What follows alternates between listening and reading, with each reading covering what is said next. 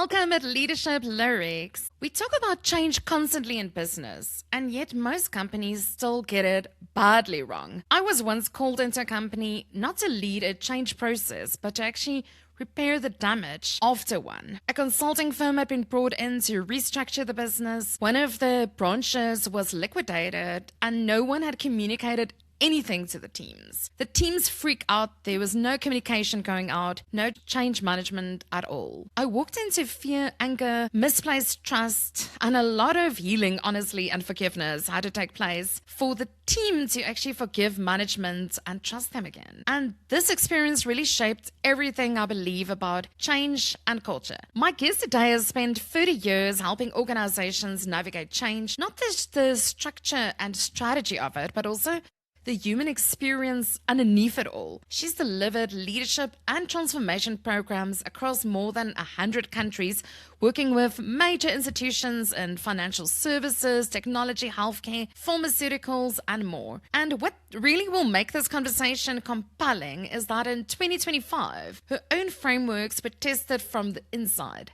A business shift, a change in geography, and the kind of uncertainty she spent decades helping others move through. She had to live it herself, and you may recognize her from a previous episode. Please welcome Adrienne Gibson. Hey, Adrienne, thanks for joining us today. Fabulous being here. Thank you so much, Yoke. So the world is no longer VUCA. We've moved to that BANI term that it's brittle, anxious, non-linear, incomprehensible. How should companies today be really thinking about change management in this new context, Adrienne? You know, I'm not so sure that things need to be thought about differently so much as they just need to be prioritized. So my experience has been that people take change programs for granted. And what I think is shifting is the speed with which companies are changing, organizations, the way we work is changing, people are changing, cultures are changing around the world. It seems to be at a heightened pace, and now more than ever, being more intentional and conscious and deliberate about how we approach change, to me, is what's most important. Love that. So being intentional and conscious and deliberate. I love that. And the speed of change that you're really speaking about. What is the impact on a company if they don't do any change management process before actually making changes? To me, the biggest thing is that people just don't engage. Or there's a superficial level of engagement where they look like they're engaged, but when you get underneath the surface, they're really not. It's just a lot of corporate head nodding that actually nothing material is changing underneath. So when they're not doing change management processes effectively, you can have a lot of resistance, a lack of adoption, confusion. And so in those spaces where people don't know how to navigate, they don't know what their role is, they don't know what's expected of them, there is inevitably going to be loss of productivity and performance. And to some degree, depending upon how well or how poorly it's being executed, the change may fail.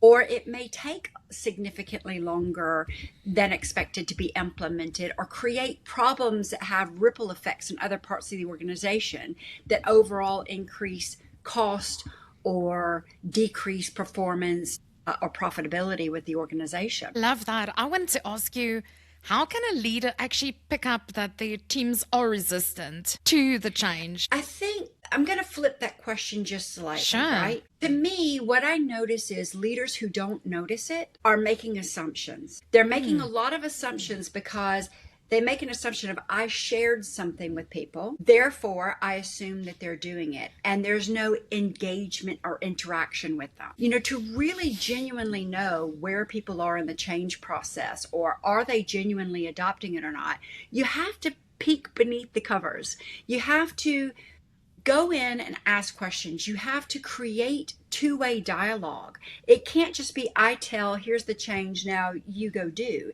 It has to be where employees have an opportunity to speak up, to offer input into the change itself and how it's designed or executed, to have points at which you can ask questions like, how are things going? What's working well? What's not working well? So open questions to allow people space to share.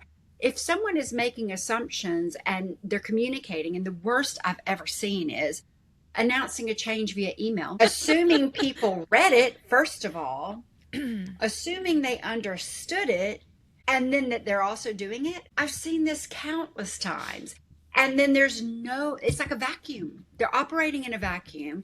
There's no communication to actually know whether or not people understand. Did they see it to begin with? And so it's about creating opportunities to have those mechanisms for feedback, touch points consistently throughout the program until you feel like it's not just that the change has been implemented, but it's become the new pattern, habit, norm, whatever, right? Because until things get deeply embedded, people will still have a tendency to kind of fall back into old habits. So you have to continue that momentum of engaging, asking the questions, creating the space for a period of time. So sometimes we can see that people are not quite engaged with it, or that they look confused. So you can tell there seems to be confusion about things. So people might say, well, I thought our team was responsible for that, but post the change, it's another team, right? Things like that could be red flags that leaders could spot to say, okay, they're not understanding how this works, and therefore there needs to be more communication.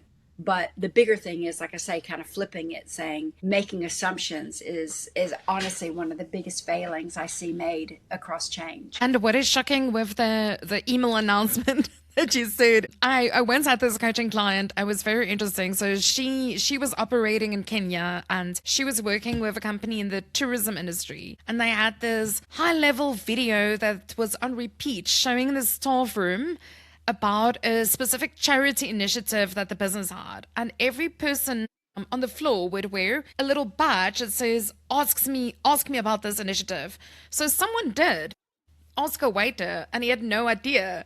And they thought by having a video on repeat and never having checking conversations, training, even quizzes, or I love what you said, check-in points. So maybe ask people to ask what is their interpretation so they can replay it. So you can actually see if they know what is the meaning that they are deriving from it. And what it sounds like is, it sounds like a bit of a journey if it needs to be embedded and become part of the habit of the business. So Absolutely. What have you seen?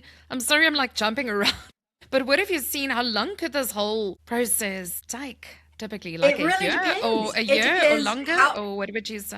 How deeply embedded are the processes or cultures that you're trying to change? The more deeply they're embedded, the longer it's going to take to make the change. Yes.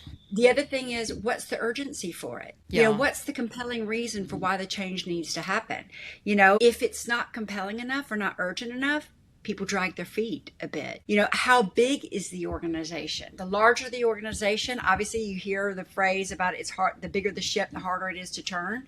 Yep. Things like that, those are all true. So it all depends upon the context. Some can be swift and some can take years. I mean, I've seen one organization I was working with, we were changing. Basically, 3 companies were acquired by a parent company. We were bringing the 4 companies together into one culture. And 2.5 years in, we were barely scratching the surface at some of the things. Yes. Now, to be honest with you, that was a model example of how not to do change. So to be fair, it could have happened a little bit faster, but it can absolutely take years. And the reality is what we're seeing now is the next change is usually happening before the last change is deeply embedded. It is hectic. Yeah. I love a lot when I listen to Alan Weiss, who's a real contrarian, and he always says, there's no going back. Everything, because we are in this BANI world, there's only changes happening. And if you're not going to actually be able to adapt and pivot and move, you actually kind of fall behind. So people need to change the attitude to think that business is going to be run in the same way year by year. Yeah, it's absolutely true. And I know of plenty of people who have worked for institutions. Usually they're like government-run institutions or something like that, where change is very slow to happen, you know? And I'm obviously overgeneralizing. Not every government institution is like that. But typically when I see the places that they have deeply embedded practices, ways of operating that rarely change or change very slowly, it's usually a government sort of institution. And I know plenty of people who enjoy working in those spaces because they don't have to face change at the pace that the So average interesting. corporate environment has to, you know? Sure. So it is about finding the place that aligns more with you, because the reality is when we are not changing, evolving, whatever, we're becoming obsolete. That's what happens. So I had a boss, my very first boss coming out of college, and she said to me, if you're not learning, you're dying, or if you're Yeah. not growing, you're dying. Right. And it's the same way. If companies aren't learning, evolving, changing, adapting, then they are on the decaying side of the life cycle. Definitely. Definitely. And there's that whole S curve. I don't know if you've ever seen that in innovation where you think that you are progressing and you are growing in terms of profit, but you actually, if you want to innovate and keep on progressing, if you're going to stay on that line, it's actually going to die down. So you need to almost like learn, make the changes, and then the profit will go up again. And in all areas, Yeah. that is very helpful to know that if you're just going to continue down the same path, it's not going to have the results that you want. So let's get back to the change conversation. So let's say that there is now a leadership team that needs to make a significant change. What should they be doing, and are there specific conversations that need to happen first? Yeah, I would say the biggest thing is to consider all angles of the impact. So sitting in, and I've been there because I've been the one in the corporate leadership role who's driving a change. You think you know what all the trickle-on effects are. These are all the people I need to talk to or who are going to be impacted. These are the changes. But the reality is there are impacts in other places of the organization that you may never anticipate. So when I've seen, for example, in extreme situations where there was some massive restructuring of organizations, now I'm talking about like 2008 pre-financial market crash, working for one of the biggest banks in the world. And there were some very, very swift decisions made.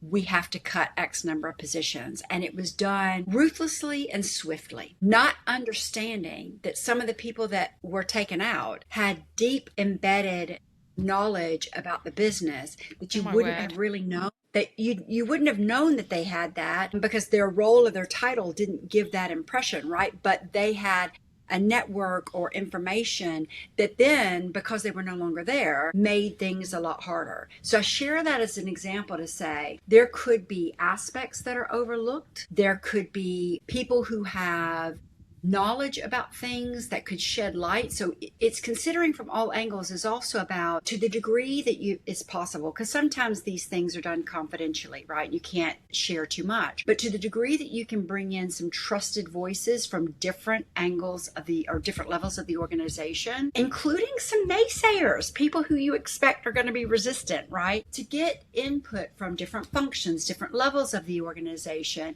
so that you have the best visibility into whatever potential blind spots there may be when you're going to lead the change. Love that. I was recently researching work for a strategic session with Exco, and I love the work that Shell has done on scenario planning.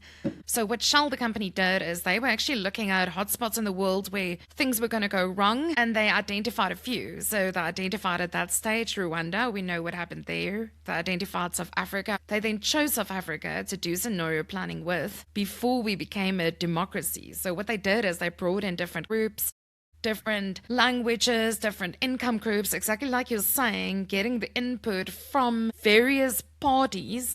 And what they then did, they came up with different scenarios, and the metaphors had to do with birds. I know the one was the ostrich was the one where the old government would stick their head in the ground and ignore what's happening, and all of the riots around the rest of the world saying, that what they were doing was wrong. And there was the duck. There was the one they went for was the flamingo, which is all the birds actually fly together and they uplift each other to the same level. And this whole thing actually choosing sounds in a way a bit like a process of change as well, choosing who's going to be the role players, who's going to be the frontliner, who's going to be the hero, who's going to be the villain, or how's the story going to roll out. And a lot of people had no idea that this was actually done through a total third-party company that were worried about what was going to happen to their profitability, and the Yeah. ramifications in South Africa exploded. Also, I love what you're saying. You need to bring various parties in and make sure and not just look at the job title.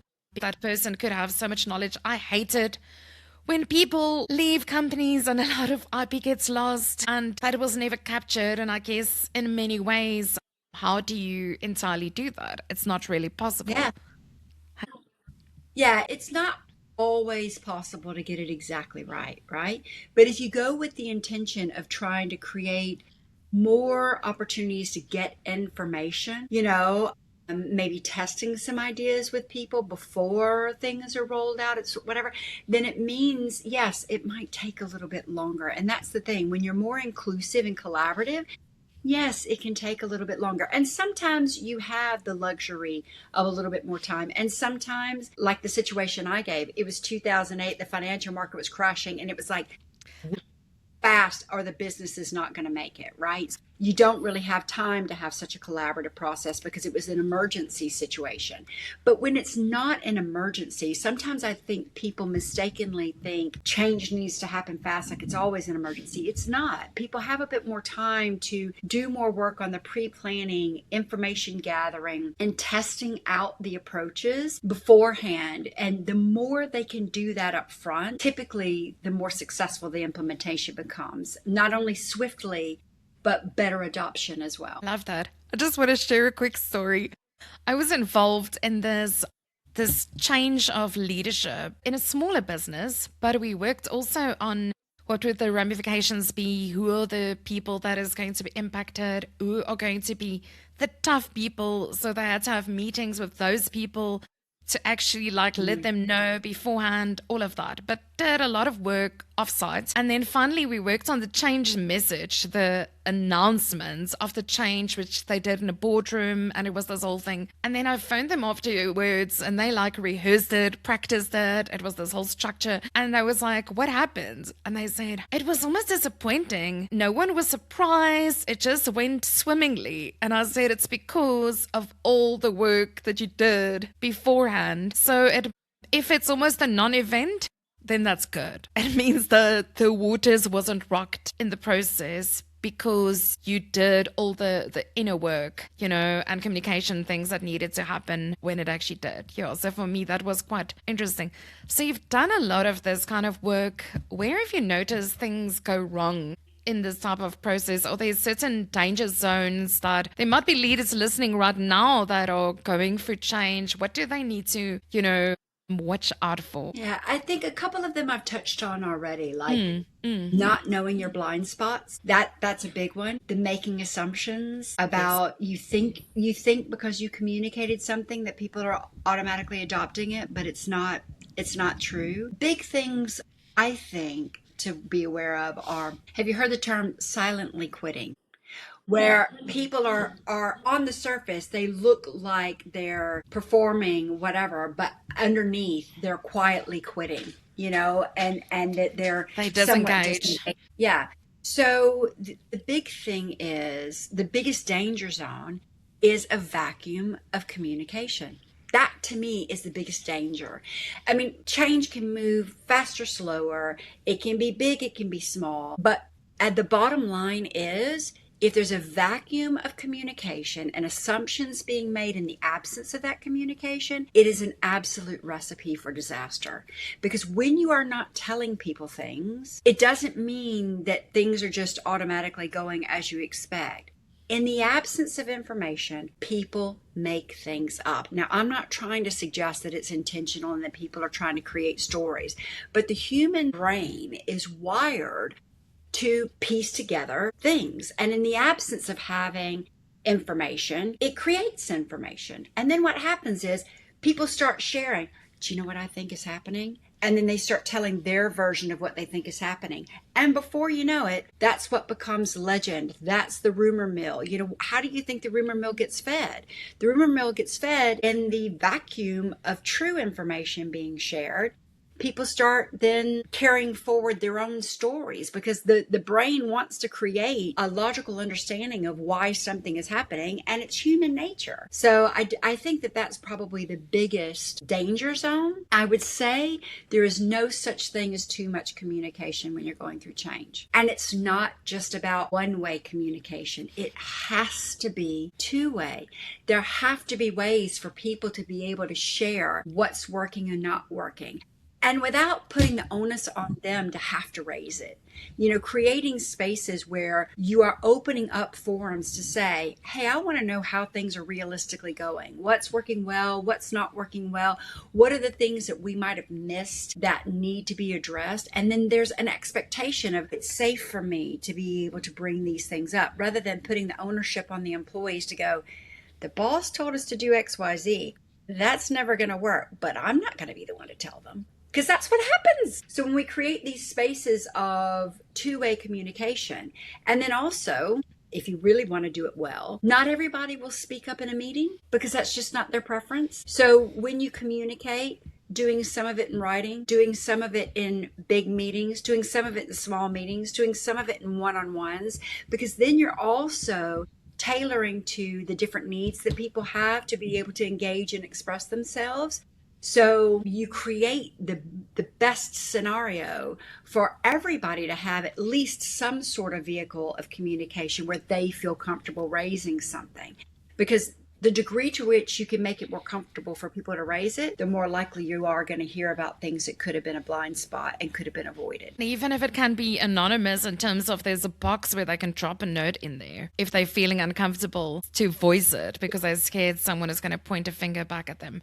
I love doing the kind of work where it's actually about getting people to speak up. So I'm a very big fan of Patrick Lencioni's 5 Dysfunctions of a Team, and that whole thing where he says it's important to have healthy debates and not fear-flicked. But I think what often goes wrong in these organizations is the people are not trusting the process and they're not feeling psychologically safe to speak up. And sometimes they don't trust that what they say will actually be used or will be voiced or go somewhere because they've given so much feedback. They've given up on it. I wanted to ask you, if a company actually brings you in to lead a change management process from scratch, what would that look like? Well, the one thing I want to say is I really don't believe it's the most effective use of a consultant to ask them to lead the change, because the leaders themselves need to be the one. So it's what I prefer to do is, I think the more effective role is the behind the scenes, equipping the leaders for what are the things that they need to be thinking about. The first and most important thing, and this is kind of a Simon Sinek, start with why. Why is the change happening? It's getting crystal clear about why does this need to happen? And truthfully, right? Truthfully, why does the change need to happen? And then what does the change really need to look like? What's the outcome that we're moving towards? And then it's starting to piece together, who are the people affected? What is the communication strategy? Who are the people that we're going to bring in, the key stakeholders, and also the people that we're going to have with helping shape it? What's the time frame that we need to be looking at for making the change, etc.? And then basically, once we do a lot of listening and discovering of fact finding, you start making a plan for how to go about that, including things like, when you do the communication strategy, it's not just about how are we going to stand up and tell everybody this. It's how are we going to keep repeating the messages? How are we going to keep other leaders equipped enough? Because one of the big things that happens is senior management understands why we are making the change. They tell, and then the junior people go to their managers who are in middle management and ask the questions of why. The middle manager doesn't really know anything more than the employee does.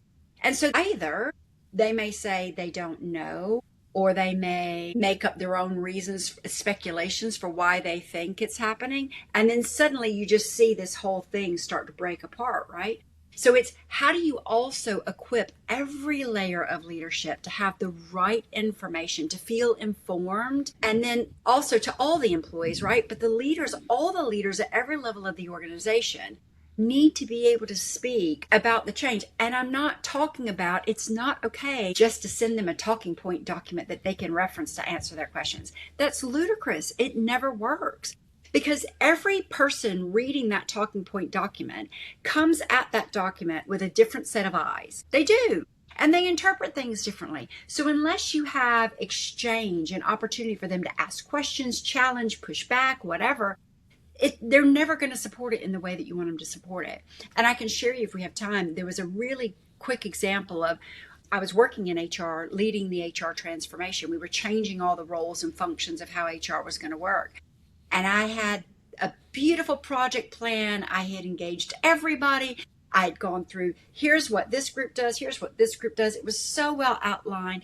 And then I did workshops, and I brought all the different groups together, and I gave them scenarios. And I said, here's a situation, talk it through in your group. And they were a mixed group of different disciplines within the HR function. Talk it through with your group and tell me who's responsible for what elements of it. And that was when I had the biggest light bulb moment, because I realized, even though everything had been so well communicated, documented, whatever, that in practice, people were still reverting back to their old ways of doing things and making assumptions. And we didn't know it until we actually gave them scenarios. So this is what I mean by actually give people, to the degree that you can, lived experiences to work through, whether that's the managers, whether that's the people who are affected, whatever it is. So these would all be elements that I would build into, assuming that we had the time and capacity and all of that to do that. That's how I would tend to structure these programs. And it goes on with, even though, let's say you think this change is going to take 6 months to a year, it doesn't mean that at 12 months, okay, it's done and dusted, we don't have to check on it anymore.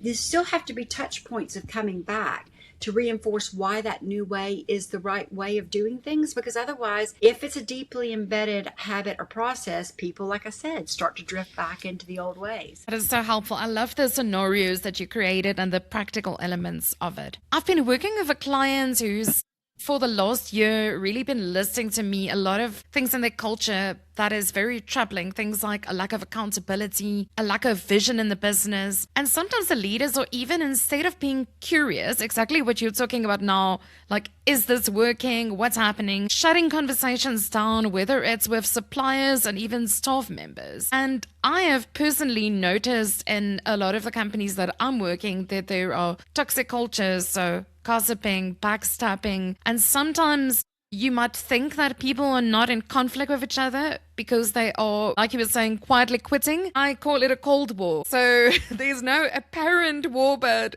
yet missiles are pointed at each other and spies are dropping in to steal information from each other, and there's still a lot of hatred. So as we're moving into culture, a lot of businesses have to actually undergo a cultural change. How common is this picture that I've described to you? Far more common than I think we any of us would want to admit. Turf wars, silos, my function, their function, this us versus them kind of thing. I see it in a lot of organizations.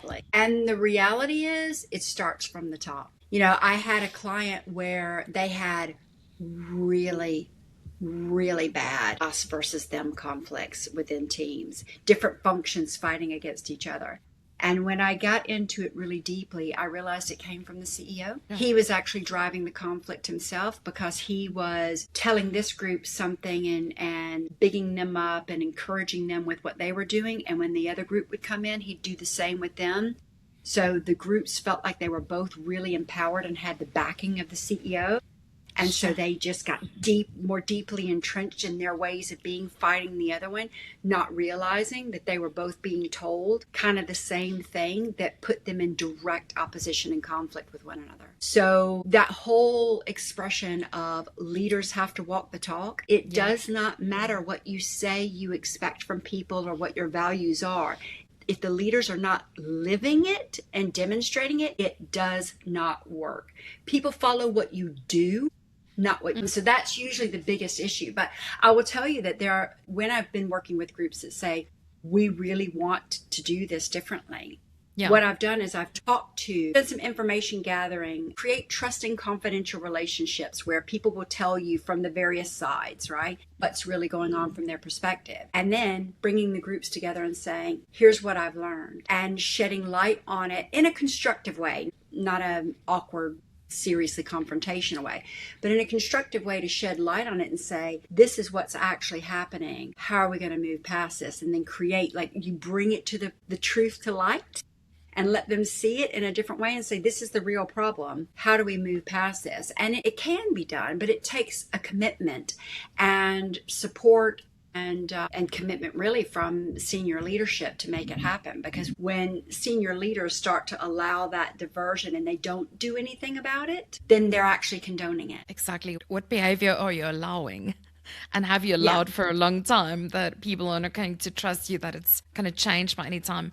Have you found that a lot of cultures and businesses just develop by default versus by design? And what are your insights there? What is it? I do think that. I think things happen by default because in all good faith, people do get busy and then they don't have capacity. And so maybe they don't address the things that they know that they need to address, or they don't communicate as well as they want to communicate. So it's not always with bad intentions or malice that these cultures develop the way they are. I don't believe that at all. I believe people want something different and they might not either know how, or they may feel conflicting priorities that don't allow them to have the space to be able to do this in a way that they want to. But unless people are being overt about creating and reinforcing the kind of culture they want, a culture is going to develop on its own. And it's going to develop based upon whatever's being modeled and allowed to happen. So the whole idea of, I'm too busy to address that conflict right now, or I've been there. I've been the person who was struggling to keep my head above water because there were so many tasks and things like that. You know, it happens. But culture either is created by intention and us specifically prioritizing what it is that we want to see and experience and feel between our people, or it's happening by default. And some of that is through neglect. And I don't mean that it's like, intentional neglect, but it's sometimes that subtle neglect of, I don't have time. And then before you know it, you've got a really challenging thing because the culture has become so deeply embedded through that neglect that it becomes that much harder to change. It's much easier to address these things quickly and swiftly at the start, because then they don't have a chance to veer off course quite as far. What I've seen, people are very quick to give feedback when performance targets aren't met. But so little managers or leaders out of their own will address behavioral issues. And I've often worked in environments where the people that are amazing performers, especially in sales teams, they are the most toxic.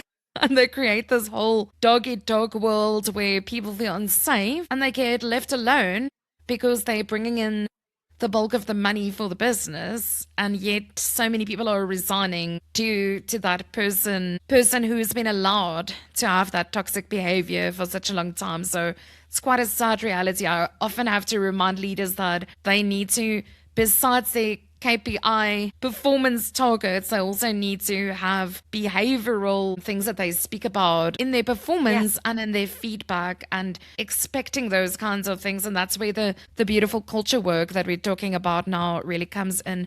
So if a leader had to put things in place for their culture to be more deliberate, how could they design it, or what would your advice be for them? People perform against what you measure, what you monetize, and what you reinforce. What you monetize, what you reinforce. Measure and what you reinforce.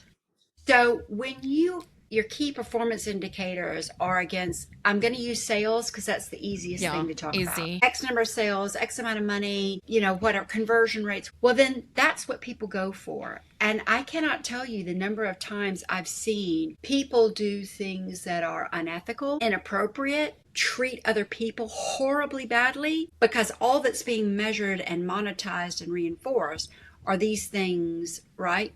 So there has to be a balance in what's being measured, monetized, and reinforced. So that comes through feedback, that comes through performance expectations, that comes through values. But you know what? We're not talking about values that are on a wall. We're talking about values that are upheld, and a culture that, if people are behaving in ways that are in alignment with the values, that they're called out. That's what I mean about reinforcement. It's not I don't want to bring that up, because First of all, it's awkward to address people's behavior. It's uncomfortable for everybody, even those of us who are well versed in it. It's still uncomfortable. So people want to avoid that discomfort.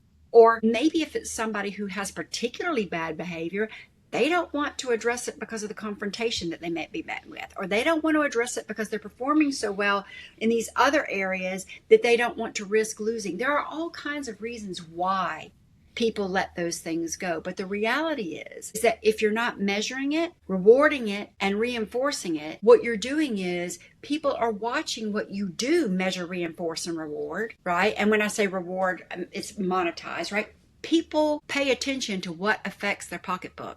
If my sales targets are the only thing that matter in my bonus, then I've seen too many people focus on it. That's all I care about. And they leave a wake of disaster behind them.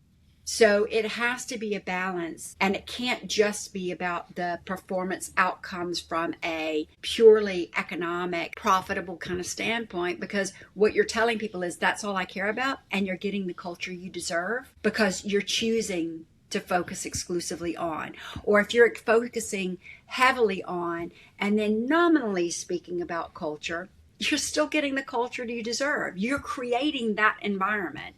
If you want a different culture, you have to prioritize the place that the culture holds in the organization. And that's through individual behavior, day in and day out. It is hard to do, and it is worth it when it's done well. What I've noticed is very often the leaders in their performance discussions, leadership traits and building trust and motivating a team, none of that gets addressed until they work with me, and then suddenly they start like putting those things as important areas, because very often in shocking scenarios, you would have a sales manager or sales director that is also chasing a target because they want the quarterly bonus and they are stealing business from their teams. And then there's this huge graveyard scene of people very quickly exiting left while the sales director earns a bonus. And when there's nothing like 360-degree feedback, or when directors and managers are uncoachable, it's quite hard. And if the HR or the top management is not actually allowing people to have those hard conversations with them, they get into a bit of a stalemate situation. Yeah. So I've seen a lot of that as well. Yeah. I'm finding so much value from what you're saying. I know they say culture journeys can take 3 to 4 years. Is there a shorter version, or would you say this is just the timeline? No, and like I was saying before, I don't think there is a timeline. I really don't. Culture change is dynamic. Things can happen quickly depending upon the people who are involved. So let's say you're going for a culture change and there's a significant change in the people or the environment. Let's say that there's an external threat to the organization. Suddenly people start to pull together really quickly because they see that there's an external threat. There's so many things that can happen to speed up or slow down culture change. I really don't believe in these or subscribe to these timelines and stuff because it's dynamic. It's very relative based upon the people that are engaging in it, what's happening, the environmental circumstances of the ecosystem, meaning the organization, the team, the external impact as well. There's too many things that play into that for there to be any rule of thumb around a timeline. But I would say it probably takes a bit longer than people expect or want it to. They almost like intersect the change management with the culture. They almost go together. In some saying about change earlier, the scope, the parties, all of that can be brought into this journey depending on what you want to do. Adrienne, it's been so amazing. I've found such value from a change management perspective. And I think my biggest takeaway was don't outsource it. Get a consultant to help you with the thinking, the strategy, the planning, but then don't do your communication in a vacuum. Make sure that you actually bring multiple parties in, allow opportunities for discourse, allow opportunities for conflict and healthy debate. And I think the thing that I loved the most was where you said people need to be able to provide feedback in various ways so they can and communicate. So they can be written, they can be spoken, they can be surveys, they can be one-on-one, big groups, small groups, medium groups. So see, and even if you need to put a box on the table where people can leave an anonymous note or I've found sometimes when people are very shy, giving them pieces of paper to write on, and then you're going around the circle so everyone reads it, so that you don't have that group think or the loudest person. Any last thoughts that you would want to leave our listeners with around culture or change? Yeah, when you went to the comment about don't outsource it, right? The reality is people like you and I've done this work, right? And I can help advise, but at the end of the day, no one is accountable to me. I cannot drive a change because no one is accountable to me. The only people who can drive the change are the ones who are ultimately accountable, that people are accountable to. And creating that accountability for the leader, for them to actually be the ones driving the change, responsible for implementing it. They're not always equipped to do it well. And that's when you bring in folks like us who that's my bread and butter, right? But ultimately, whoever the employees are working for is who's responsible for the change, and not just in the way that they structure a program, but also in the way that they live and breathe it and speak about it every day. Love that. And you can get outside consultation, but you take the lead yourself and communicate yourself and be the front runner of it. Thank you so much for sharing with us. And if you haven't catched Adrienne's previous episode on change and her personal change that she underwent, such a beautiful episode, I would highly encourage you to check it out. Thank you so much, Adrienne.